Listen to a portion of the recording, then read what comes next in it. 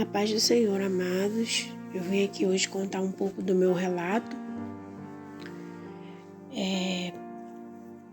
onde na minha juventude eu tive uma filha e ficou morando eu e minha filha. Em 2015 eu fui trabalhar no supermercado e a situação financeira de uma mãe solteira não é fácil, ainda mais pagando aluguel. E a gente precisa trabalhar e alguém precisa olhar os nossos filhos. E eu, afastada da presença do Senhor, eu creio que não conhecia a verdade, porque quando nós conhecemos a verdade nós somos libertos e por mais que estamos fracos, não queremos nos afastar da presença, pelo menos é essa sensação que eu tenho hoje. Então, irmãos, eu estava no meu trabalho, todas as vezes preocupada com a situação financeira, o aperto, e o pai da minha filha me ajudava com R$200 por mês. A situação estava bem crítica. Mas eu comecei a observar no meu trabalho um homem que sempre chegava muito sorridente, muito simpático, um homem aparentemente que cuidava bem da esposa, Porque sempre ele que fazia as compras. Eu nunca, irmãos, nunca vi ele no mercado com a esposa. Sempre a esposa. Sempre ele fazendo a compra, comprava tudo e levava tudo das melhores coisas. E ele começou, irmãos, a se aproximar de mim na padaria. E eu ali atendia, ele deixava claro que o tempo todo que eu estava comprando as coisas, os doces, as coisas para a esposa. E ele começou a conversar e se envolvendo assim, aquela conversa, um homem muito simpático. Eu fui dando brechas. E quando pensa que não, ele me chamou para sair. E nesse dia que ele me chamou para sair, irmãos, eu me machuquei no meu serviço. E eu, financeiramente muito apertada, eu comecei a olhar para esse homem. Nesse dia eu me machuquei no serviço.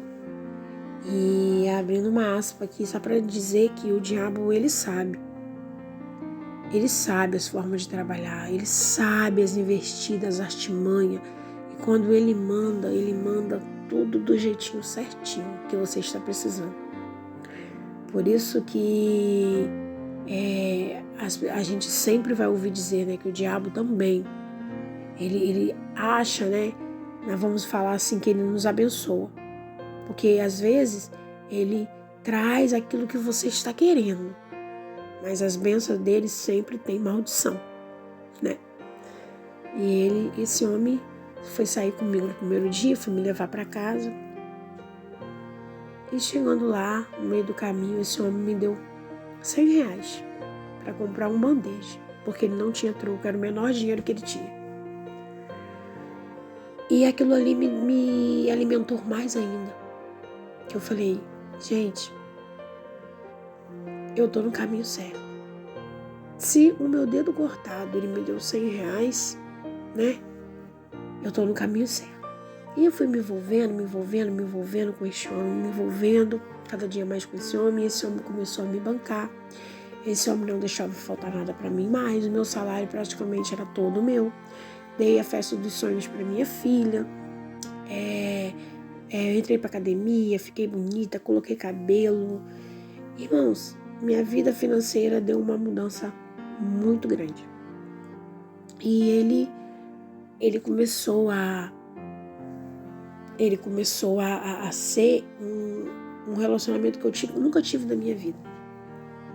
Um homem atencioso, um homem fora da realidade daquilo que nós vivemos, Porque o casal, ele não tem o tempo todo perfeição. As máscaras caem, irmãos, porque as pessoas, quando estão no pecado, eles querem o tempo todo ser perfeito. E não tem como o ser humano ser perfeito o tempo todo. E era aquele homem que ele chegava, aquele homem que parava para me ouvir, aquele homem que me escutava. Um relacionamento que eu nunca tive na minha vida. Irmãos, e aquilo foi indo, foi se aprofundando. A gente foi se envolvendo. E eu me lembro que ele, em 2016, eu fui percebendo que a vida financeira dele já não estava mais da mesma forma de quando eu conheci. Eu percebi que ele começava a reclamar um pouco, pedia para esperar um pouco quando eu pedia as coisas. Ai, moço, você me espera um pouco, semana que vem eu te dou. Eu fui percebendo que não estava mais da forma que eu conheci, né? Em 2016, irmãos, eu conheci o meu esposo também no trabalho, comecei a me envolver com ele, mas não largava esse homem. E então eu comecei a percebendo, né, que ele foi diminuindo, né, aquelas máscaras aos poucos ia caindo. Tinha vezes que eu pedia dinheiro e ele me dava uma resposta. As máscaras foram caindo, tantas minhas, tantas dele.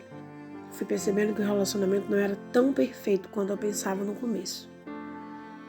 E, irmãos, e um detalhe, que eu era afastada, mas ele estava caminhando para a igreja, tomando ceia, e muitas das vezes, mesmo eu lá no mundo perdida, eu ainda tinha um pouco ainda do temor, eu falava para ele: cuidado, porque você está brincando, né, com as coisas de Deus. Cuidado, porque você tem que decidir a sua vida, você tem que ver o que você quer, porque Deus é amor, mas Ele também cobra. Ele: não, amor, já conversei, já me afastei, mas eu sabia que era mentira.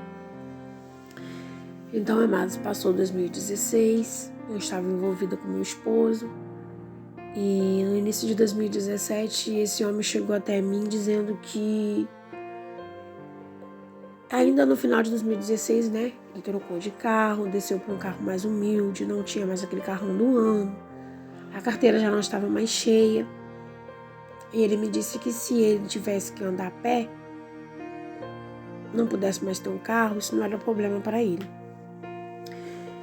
E graças a Deus, Deus nunca permitiu que ele saísse da casa dele, né? Que eu morasse, que aumentasse ainda mais a minha sentença. E ele começou a me falar, né? Essas coisas que não se importava. Eu creio que já era Deus falando com ele, né, irmãos? Eu creio que nesse tempo, alguém estava orando pela minha vida, alguém estava orando pela vida dele, e eu creio que o Espírito Santo de Deus já estava falando com esse homem.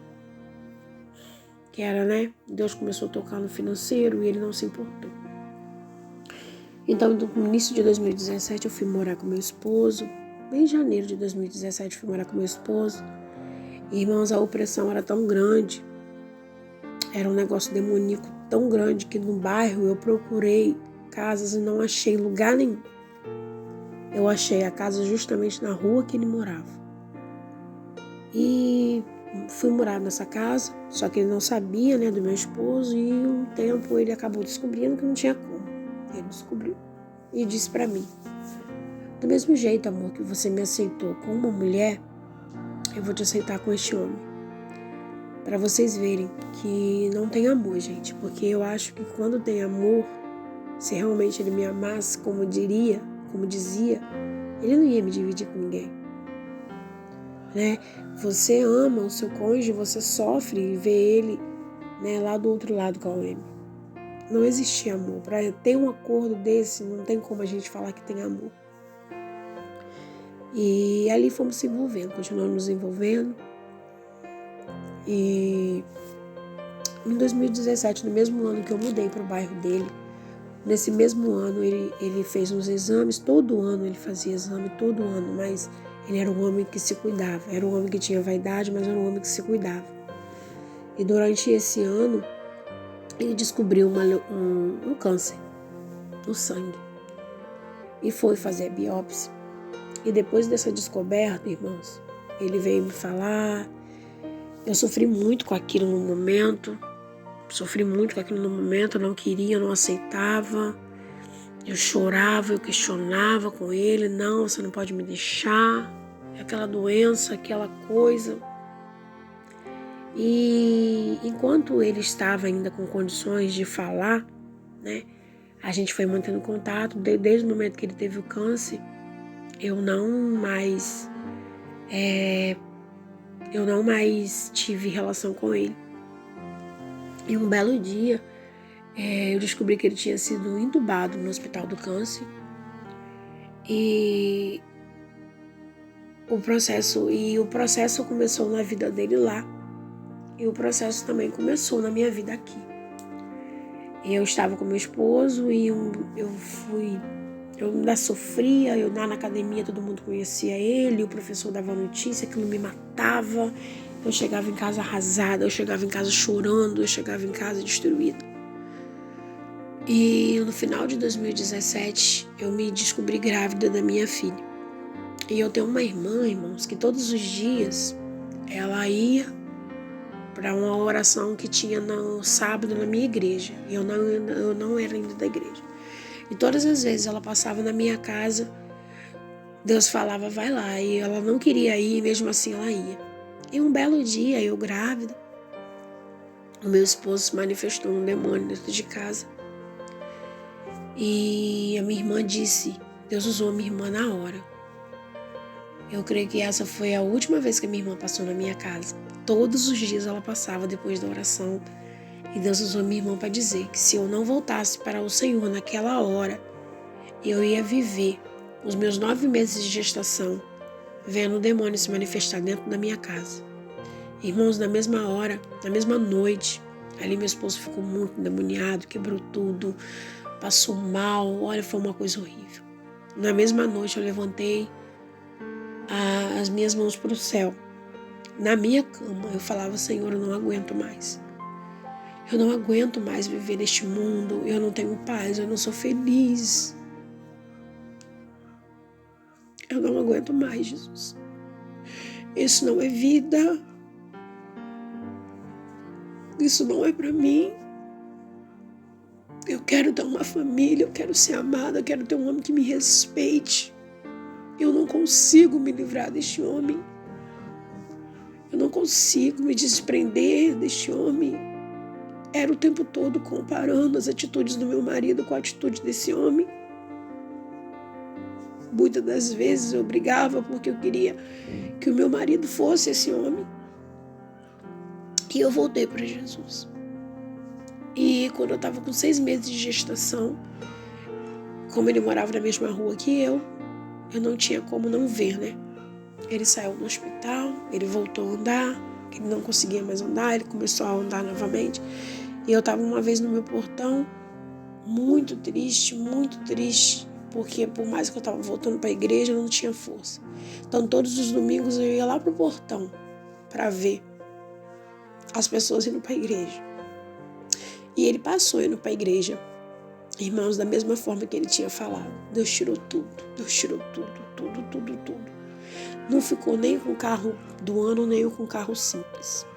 Deus tirou tudo.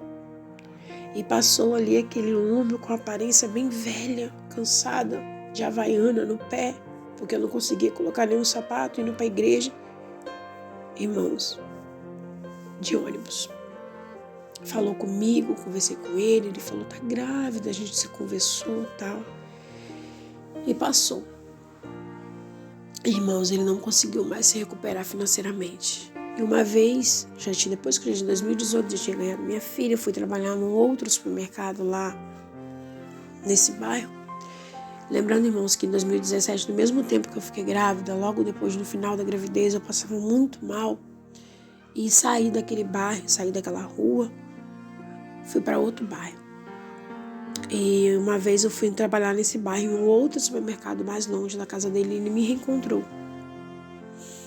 E ali a gente conversou, depois a gente se reencontrou novamente no hospital, ele pegou meu telefone e a gente começou a conversar. Mas eu falava com o Senhor que eu não queria mais isso para minha vida. E depois ele sumiu novamente, irmãos, ele sumiu novamente. Eu não conseguia mais contato, mas eu ainda tinha o telefone dele. De vez em quando ele mandava bom dia, boa tarde, falava que nunca ia me esquecer, que eu era muito importante na vida dele, mas que eu era uma amiga. E eu sabia que não era, né, irmão? Se eu desse brecha, Deus, a gente novamente ficaria junto. E eu falo que é importante a gente orar. Eu sei que no momento da dor é difícil, mas é importante a gente orar para a libertação da OM também. Porque a libertação começou em minha vida e eu depois, mesmo que quando vinha as brechas do inimigo, eu não caía. Irmãos, em 2018, passou 2019, esse homem novamente voltou para o Hospital do Câncer. Lembrando que antes ele tinha ficado muito bem, ele ficou praticamente 2 anos muito bem, vivendo muito bem. E em 2019 a doença voltou com tudo. E dessa vez, irmãos, ele não voltou mais para contar o testemunho. Ele faleceu em março de 2019 e eu não tive mais contato com ele. Tentaram até me avisar no dia que ele tinha falecido. E eu me lembro que no começo do deserto eu falei que se ele morresse eu ia no velório, não queria saber. E no dia me avisaram que ele tinha falecido e eu não fui. Deus já estava mudando muito a minha vida, mas ainda não tinha mudado por completo, porque a libertação por completo veio agora, né? E hoje eu entendo, gente, que ali não tinha amor, ali não tinha cuidado, ali não tinha carinho. E hoje um sobrinho dele falou com a minha amiga que ele não tinha mudado, que ele tinha voltado. Depois que ele melhorou, ele voltou, né, a aprontar novamente. Graças a Deus não foi comigo, mas, irmãos, Deus fez. Eu não sei quantas revelações Deus deu, não sei quantos sonhos, quantos despertamentos, não sei de que forma Deus falou com ele, mas Deus falou. Porque ele começou perdendo as coisas aos poucos. E hoje eu sei que aquele relacionamento que eu vivi foi um erro, foi um pecado. Eu sei que não tinha amor, não tinha nada, aquilo era puro prato, engano de Satanás. Era uma opressão, era uma coisa que eu não conseguia ficar longe, era uma coisa que eu não conseguia ficar sem, nem ele. Portanto, eu falei, vocês vão lembrar que eu falei aqui, que ele aceitou a situação de eu com outro homem porque ele me amava. Irmãos, me diz, que tipo de amor é esse? Que tipo de amor é esse? De Deus aqui não vem. Então, irmãos, eu trouxe aqui esse relato, eu espero que edifique a vida de vocês, edifique a fé de vocês e tenha certeza. Não tem amor, não tem paz, e como um vídeo que a Joyce colocou, Deus vai mexer. Deus vai mexer, esteja preparado, esteja fortalecido, porque Deus não está, Deus não abençoa, Deus não está nesses relacionamentos e Deus, Ele trabalha das formas dele, irmãos. Vamos continuar orando para que Deus liberte o nosso cônjuge, que Deus abra os seus olhos espirituais, que Deus tire as forças malignas da vida do nosso marido ou das nossas esposas, você que estiver lutando pela sua esposa. Mas não perca a fé, porque Ele faz. Ele faz. Ele faz, irmãos. E hoje eu tive a oportunidade de pedir perdão para essa mulher. Não me identifiquei para não ter que voltar à história, mas eu fui e arrumei um jeito de pedir perdão para ela. Porque, gente, eu me sinto muito arrependida. Isso dói muito. Eu saber que hoje, né, eu estou aqui no deserto, mas eu me sinto, irmãos, muito bem. Porque quando eu olho para esse testemunho, quando eu olho para onde Deus me tirou e aonde eu estou, eu me sinto muito bem. E eu falo assim o tempo todo. Eu falei, Senhor, hoje no deserto eu sei que um dia essa mulher orou por mim, um dia ela orou por mim. Por isso que eu estou aqui, por isso que eu fui liberta. Então, irmãos, não deixe de orar, não deixe de buscar e não deixe de crer que a sua vitória vai chegar. Deus vai fazer, Deus vai mover. E que nós possamos continuar, irmãos, buscando, fazendo as campanhas com fé, né? Alimentando-nos da palavra, vivendo a nossa vida em oração e confiando, gente, confiança em Jesus em primeiro lugar, fé naquilo que Deus vai fazer, tá? Eu espero que abençoe a vida de vocês, amados.